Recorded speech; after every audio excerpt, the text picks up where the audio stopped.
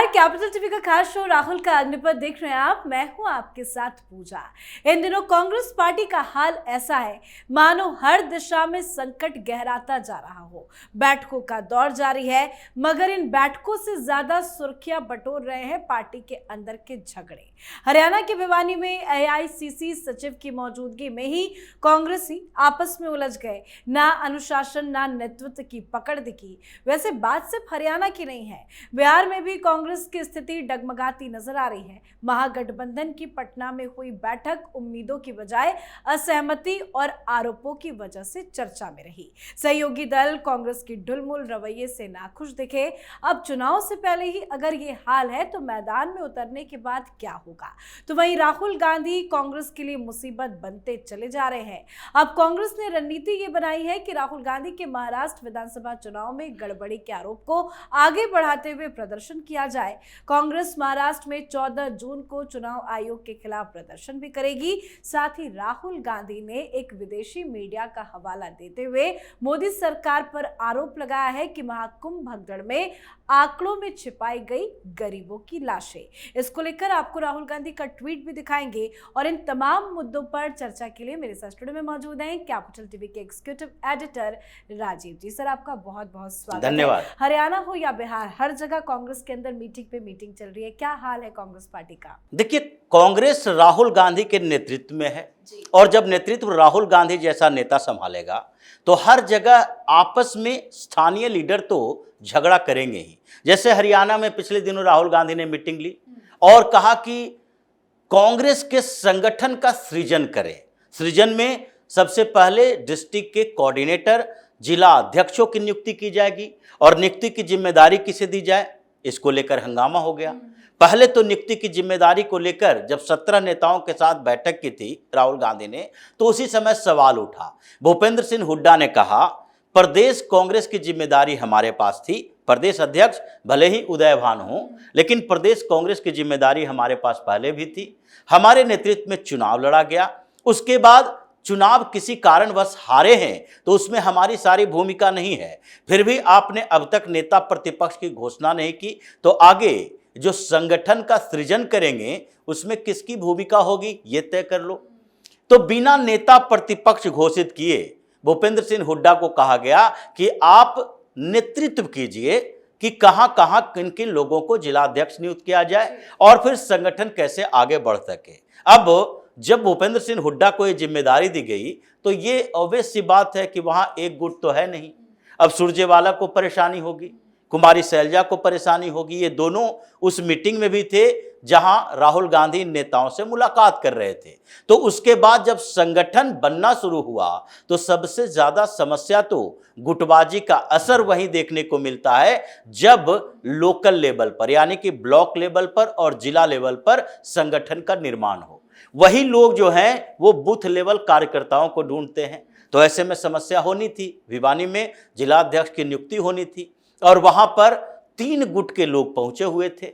उदयभान मोर्चा संभाले हुए थे अपने गुट के साथ, भूपेंद्र सिंह हुड्डा और वो दोनों एक ही साथ रहते हैं। उन्होंने ही उदयभान को प्रदेश अध्यक्ष बनाया है। दूसरी तरफ कुमारी शैलजा, सुरजेवाला ये लोग भी एक्टिव थे और अभी अशोक तंवर की वापसी हुई है। वो भी हरियाणा प्रदेश के कांग्रेस अध्यक्ष रह चुके हैं। तो वो वापसी हुई है उनका, भारतीय जनता पार्टी में गए थे, उससे पहले आम आदमी पार्टी में गए थे और घूम फिर कर कांग्रेस में आ गए। अशोक तंवर जो है वो ठीक ठाक कांग्रेस में उनकी पकड़ रही है क्योंकि वो रिलेटिव लगते हैं अजय माकन के बड़े भाई के दामाद हैं। तो ऐसी स्थितियों में इन लोगों के बीच जो गुटबाजी चल रही थी कि संगठन में किसकी पकड़ मजबूत हो, उसी में लात जूता थप्पड़ कांड हो गया। क्योंकि यहां बैठक में ये जो निर्वाचन नहीं होता बल्कि मनोनयन होता है। ये सोचते हैं कि जिला अध्यक्ष के जो नियुक्ति होगी वो पहले वोटिंग होगी ब्लॉक अध्यक्ष के लिए, ब्लॉक अध्यक्ष निर्धारित करेंगे जिला अध्यक्ष कौन होगा। ये होता नहीं है। ऑल इंडिया कांग्रेस कमेटी की तरफ से एक पदाधिकारी भेज दिया जाता है और उसके बाद वहां यही गुट के लोग, कहीं भी जो गुटबाजी चलती है तो वो सारे लोग अपने अपने कैंडिडेट को आगे करते हैं और उसी में झगड़ा हो गया। हरियाणा में तो ये झगड़ा चुनाव से पहले भी होता था। अलग अलग कैंडिडेट मंच पर राहुल गांधी के सामने ये 2 सांसद के उम्मीदवारों के बीच झड़प हो गई थी और राहुल गांधी को मंच से उठकर जाना पड़ा था, जितना हंगामा दोनों के बीच हुई थी। तो ऐसी स्थितियां आती रहेगी। अभी हुड्डा ने नई कांग्रेस बनाने के लिए संगठन सुधार शुरू कर दिया है कि जब भी राहुल गांधी अंतिम तौर पर इग्नोर करना शुरू कर देंगे, उस समय हरियाणा में हुड्डा कांग्रेस बनेगा, न कि पहले की बनी हुई कांग्रेस पार्टी रहेगी, जैसा दिखाई पड़ रहा है। इसलिए हरियाणा में तो कांग्रेस का पेच फंसा हुआ है और जहां सरकारें हैं वहां भी कांग्रेस की गड्ढमड स्थिति देखिए कि कर्नाटक में सिद्धारमैया खुद कह रहे हैं कि भाई हमने जातीय सर्वेक्षण का आदेश दिया ही नहीं था, ये जातीय सर्वेक्षण हुआ है वो गड़बड़ है, उसमें जातियों का सर्वेक्षण तो अब हम करवाएंगे, क्योंकि जो पहले के आंकड़े आए उसमें लिंगायत और बोकालीगा दोनों के बीच झगड़ा हो गया। दोनों के बड़े बड़े लीडर, एक तरफ सिद्धारमैया बैठे हुए हैं तो दूसरी तरफ डीके शिव कुमार जो बोकालीगा समुदाय से आते हैं, उनके लोगों ने प्रेशर बनाना शुरू कर दिया कि हमारे तो संख्या ही कम करके देखा गया है। तो सिद्धारमैया डीके शिव कुमार के बीच कई और नेता आ चुके हैं, मतलब कि राहुल गांधी के इशारे पर सर्वेक्षण शुरू तो किया लेकिन अब कैंसिल करना पड़ रहा है। सैकड़ों करोड़ रुपया सरकार का बर्बाद कर दिया। तेलंगाना में कैबिनेट एक्सपेंशन होना है और बार बार रोका जा रहा है। क्यों? क्योंकि वहां यह डर लग रहा है कि अगर दो नेताओं को मंत्री पद से हटाएंगे, तीसरे की एंट्री करवाएंगे, तो हो सकता है कि 10-15 विधायक ही हमारे साथ न रहे, वो लोग उसके साथ बाहर चले जाएं। तो जहां सरकारें हैं परेशानियां वहां है ही, जहां सरकार बनाने के लिए संघर्ष कर रहे हैं। हाँ। जैसे आपने बिहार की बात की, हाँ। बिहार में मीटिंग, और मीटिंग पहले ही आपने दे दिया है तेजस्वी यादव को, कोऑर्डिनेशन कमेटी का चीफ बना दिया, लेकिन फिर भी आप कांग्रेस के नेताओं को एक नया निर्देश दे दिए हो कि सीएम का फेस तो तेजस्वी नहीं बनेगा। ये राहुल गांधी का कहना है। राहुल गांधी ने पिछले दिनों जब बिहार पर मीटिंग की थी कांग्रेस की, तो उस समय भी कहा था कि अगर तेजस्वी सीएम का चेहरा बनते हैं तो पूरे महागठबंधन के लिए समस्या होगी कि भारतीय जनता पार्टी या नीतीश कुमार की पार्टी ये अटैक करेगी एक ही बात पर कि जब लालू प्रसाद यादव के परिवार की सरकार थी तो उस समय कैसे जंगल राज चल रहा था। अभी भी अटैक हो रहा है। जीतन राम मांझी को देखिए, बार बार बोल रहे हैं यही बात कि कैसे लालू प्रसाद यादव के जन्मदिन पर भी उन्होंने तोहफा यही दिया कि उनके समय में गाड़ियां शोरूम से उठा लिए जाते थे, तोहफे के बदले मुफ्त में सामान्य लूट कर ले जाया जाता था। राहुल गांधी पर बोला कि उस समय आते तो आपका अपहरण हो गया होता और लालू प्रसाद यादव से बात करनी होती सोनिया गांधी को कि मेरे बेटे को छुड़वा दीजिए।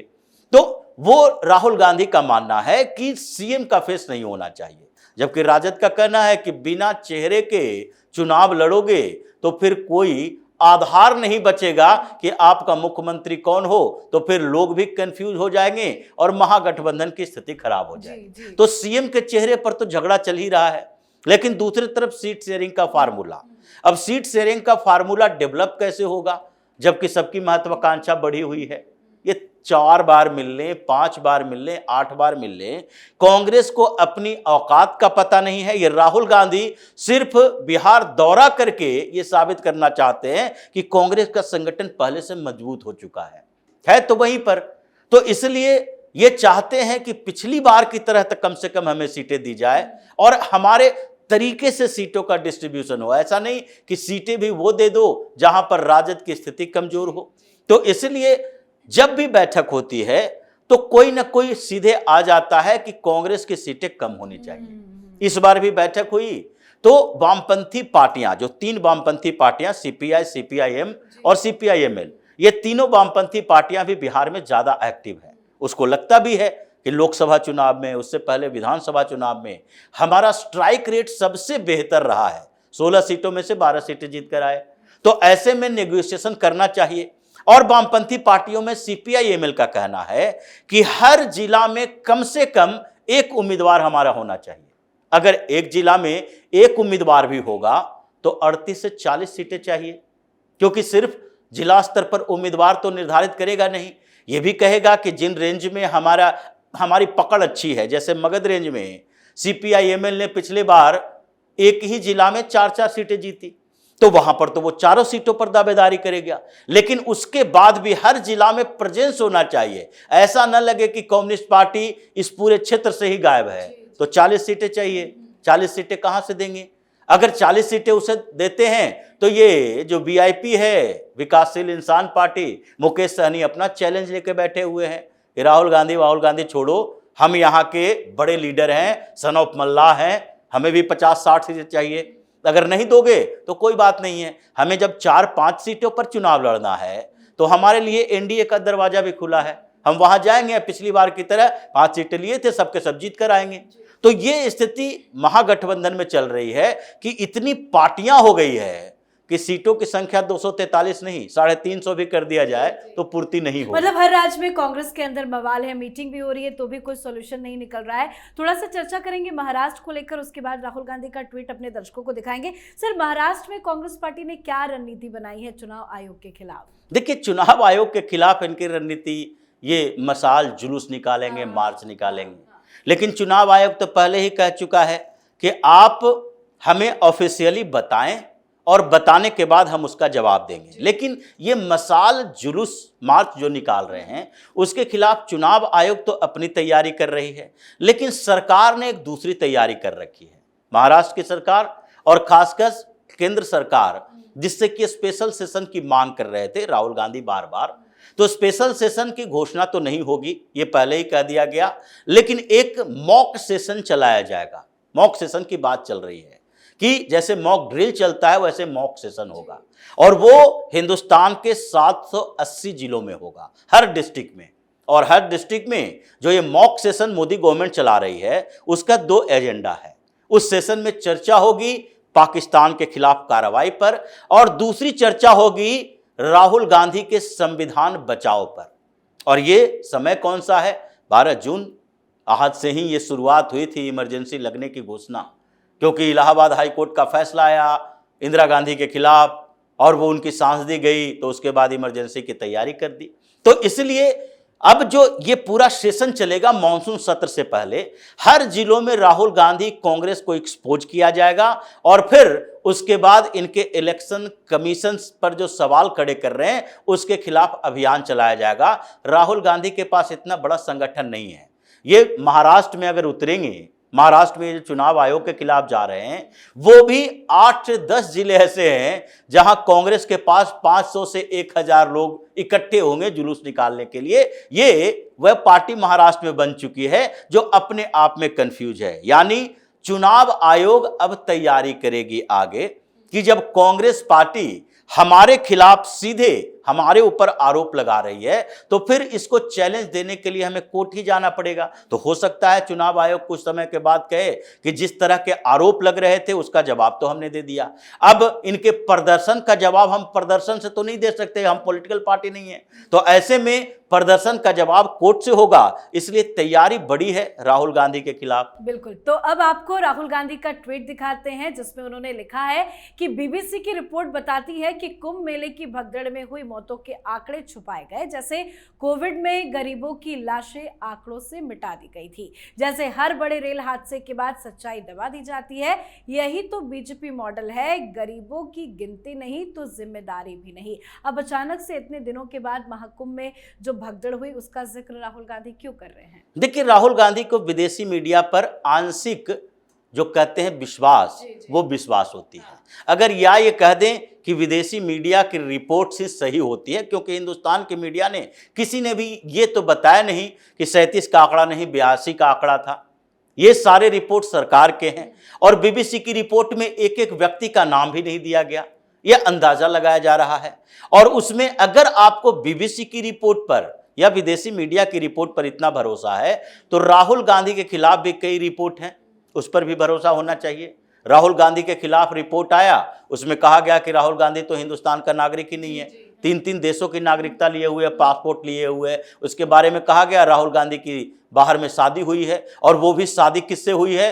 जिसका परिवार है ड्रग कार्टेल का हिस्सा, ड्रग बेचने वाला है, मैक्सिको का बड़ा ड्रग डीलर, उन लोगों के परिवार के साथ उठना बैठना है। ये इनके खिलाफ रिपोर्ट आई, और उसके बाद सोनिया गांधी के खिलाफ रिपोर्ट आई कि भाई इनका संबंध कैसे आईएसआईएस के साथ भी रहा है, आईएसआई के साथ रहा है। इनका संबंध कैसे ये सोरोस के साथ रहा है, ये सारे पूरी फैमिली कैसे मिलजुल कर हिंदुस्तान के विरोध में जो एक्टिविटी कर रहा है उसके साथ खड़े हैं। तो ये रिपोर्ट इन लोगों का हवाला से इनको विश्वास करना चाहिए। खैर, अभी बीबीसी की बात आई है तो बीबीसी के खिलाफ अभी हिंदुस्तान की सरकार कितनी इन्वेस्टिगेशन कर रही है।